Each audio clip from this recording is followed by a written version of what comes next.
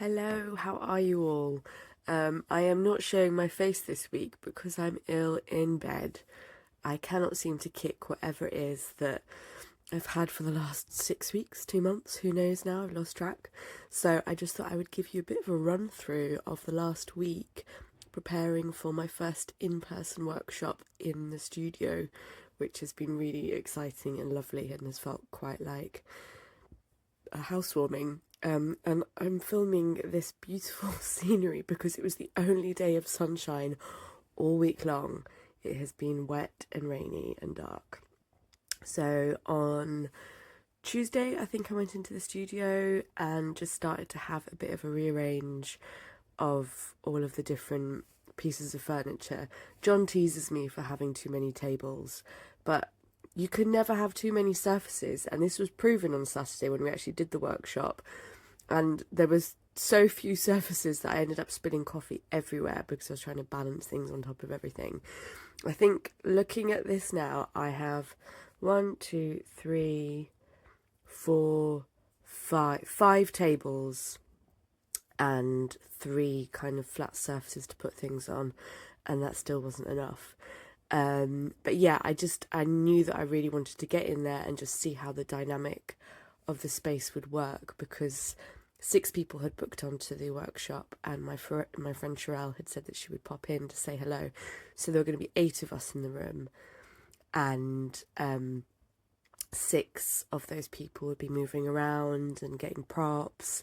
So I was a little bit I guess just wondering how it would work and whether it would be comfortable, I suppose.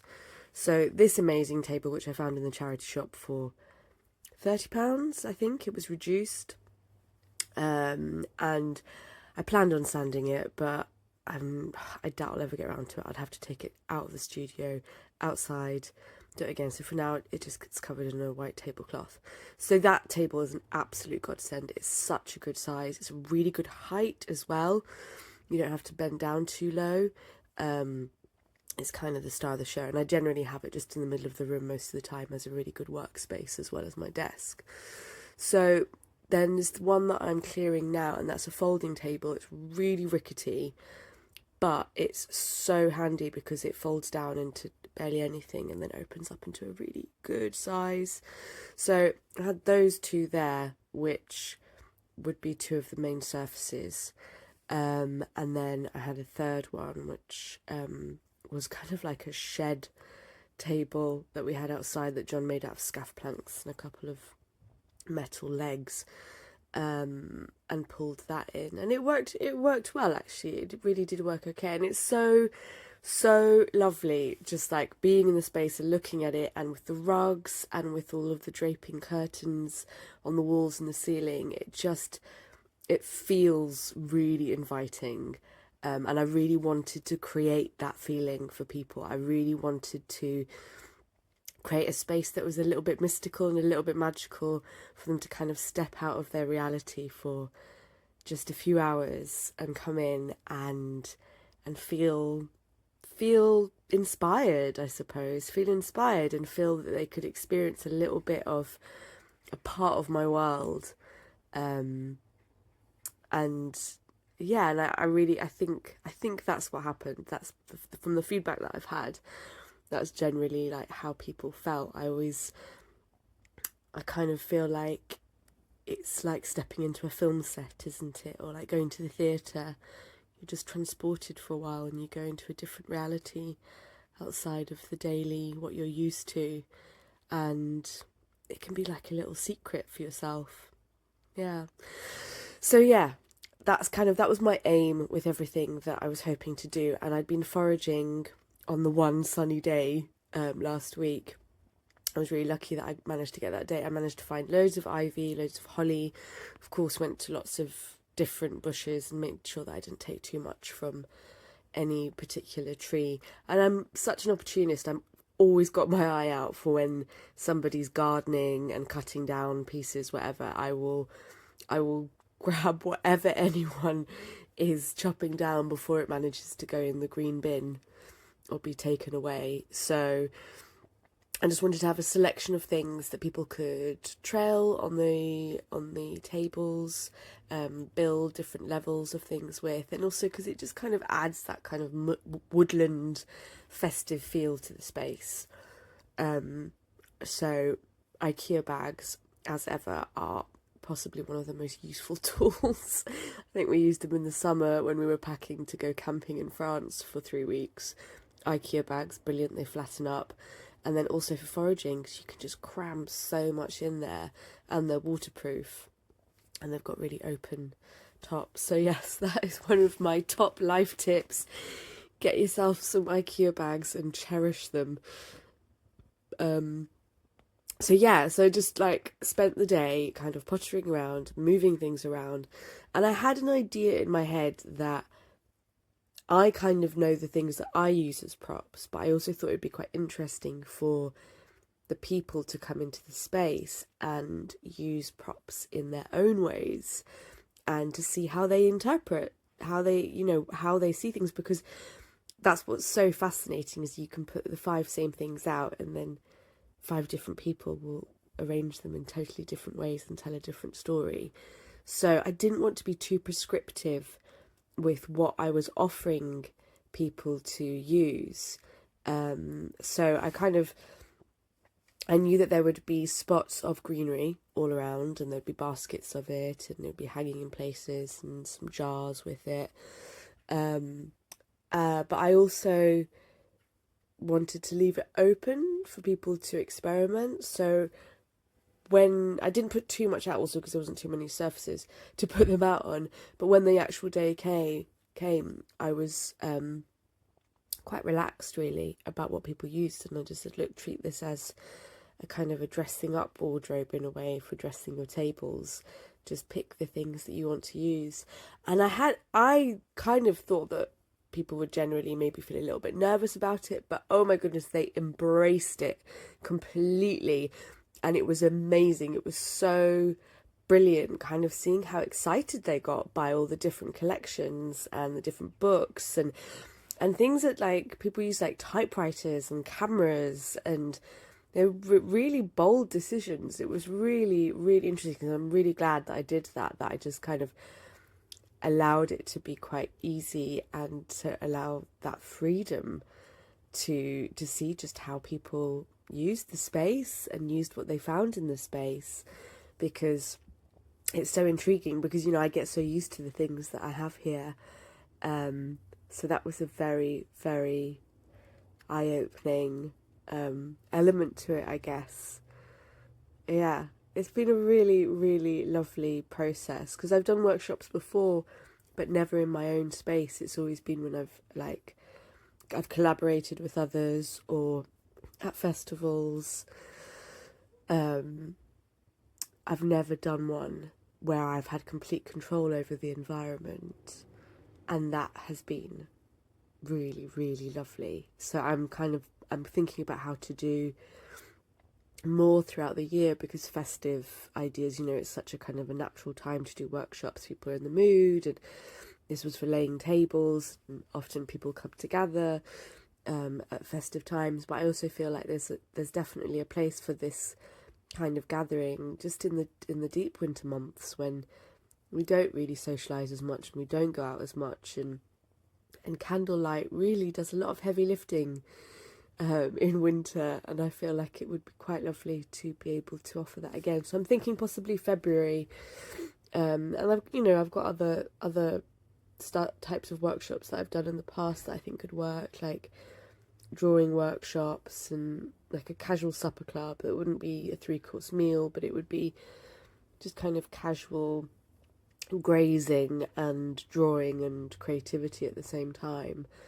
So yeah, I'm gonna have a think about that and potentially release more details about it this week. And it's also been a really good kind of view for me to see that I should probably open up the studio, because the town that we're in, Hebden Bridge, there are open studios throughout the year, I think in summer and in December, and I'm missing the ones in December because we're going to France. But I think it would be a really lovely destination at this time of year for people to come and do some Christmas shopping. So yeah, like on the whole, it has been a really exciting week I've felt so ill and so depleted and so frustrated with myself for not being able to shake this. And I'm probably not helping myself because, oh, the cat's meowing. Wow, she's so loud. Yeah, I've not been helping myself because I've been eating rubbish because I've just felt so kind of depleted. I've just been wanting quick fixes of sugar, and that's definitely not helping. So I feel like I need to this week. We're leaving for France on the 1st of December. We're going for 6 weeks. A friend is staying in our house. I think before then I just need to give myself a boost of vitamins and just eat so much soup. So much pumpkin and green soup for the next 2 weeks because I really want to shake this.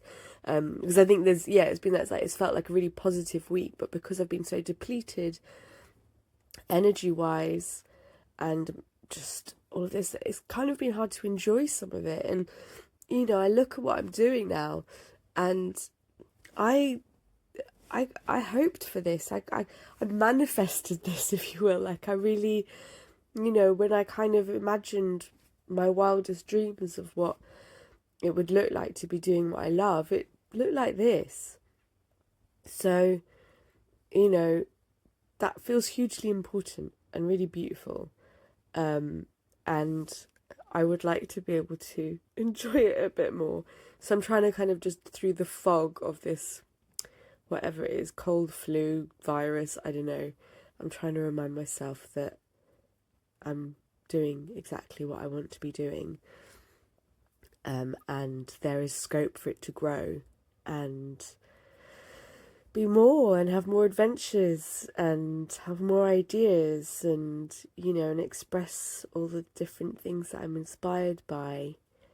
I pinch myself when I look at this. Like, it's so lovely. It's so lovely in that I get to share this with others and I get to create this for others and create this scene and this setting and welcome people in. And honestly, it was absolutely amazing inviting these women in and just kind of, it's like offering up a toolkit and a space and permission to a group of people and just saying, okay, come in and play.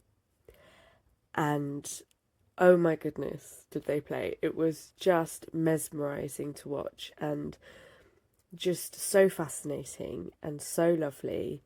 And they used all of these things that I brought in from outside, which I'm now going to be able to pass on to my neighbours who are doing a wreath making workshop this weekend because there's loads of leftover pieces. So it's all being used. None of it will go to waste. All my glassware was used. It was amazing. They were so careful with everything. Nothing was broken. The only accident anyone had was me. For spilling my coffee. Oh, and these are the oyster candles. I do these every year. For the last 3 years, we've had oysters at Christmas with our friends, Dan and Jess. And so I save the shells and then make them into candles for the next year. So these are last year's oysters for candles this year. And I wanted to put an oyster candle into each of their goodie bags. So that was really lovely. And then but so serendipitously, my neighbour was chopping down or pruning her willow. So I managed to rescue as much as I could and hung it all up along the beam in the middle of the room. And I think I'm going to possibly add it along the sides of one of the side that's curtained. I think I'm going to hang it along there as well because I was looking at hops and they're so expensive. So willow it will be. And so this is some of the goodies that John made. He made banana loaf, ginger biscuits, and it was all vegan. Oh, these are the amazing, lovely women who came in. And I kind of gave them a bit of how do you say it? Like a run through of some styling techniques and the different shapes and layering and heights and what have you. But what I really wanted them to do was to just play. So I really didn't want that to take up too much space and time. I wanted them to just have the opportunity to do it. And, and I think one person asked me at one point to maybe slightly guide them, but I really just wanted to stand back and just see them enjoy themselves, really, and not feel like there was any wrong or right, because I don't really believe that there is. So, and they were so confident. They were so confident and so kind of, yeah, like lit up, really. It was just lovely to stand back and make them hot drinks and and chat and make sure that they were having a lovely time. And each setting was so different. It's so interesting with all the same things. They just all created these totally different little vignettes and scenarios. It's like little windows into their minds. It was really, really special. Really, really special. I just wanted somebody to turn up with some catering so we could all sit down and enjoy these amazing tables of just like so much abundance and opulence. I also felt like I really wanted to be like a miniature person, just walking through the little areas.